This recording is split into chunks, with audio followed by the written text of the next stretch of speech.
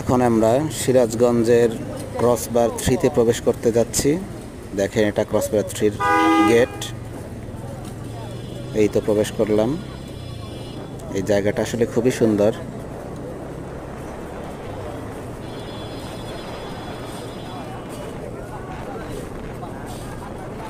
অবসর সময় কাটানোর জন্য আপনারা চলে আসতে পারেন। তবে অবসর সময় যদি কাটাইতে চান শুক্রবার বাদে আসতে হবে, কারণ শুক্রবার এখানে প্রচণ্ড ভিড় পড়ে।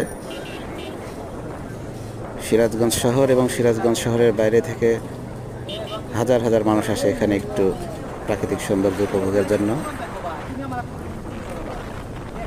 দেখেন এই পাশটাতে আর কিছুদিন পরেই শুধু পানি আর পানি, থই থই করবে পানিতে। এখন সবুজের সমারোহ। আর এই পাশটাতে তো বালুর চর, কাশফুল ছিল কিছুদিন আগে, এগুলোকে টারবাইন বলে।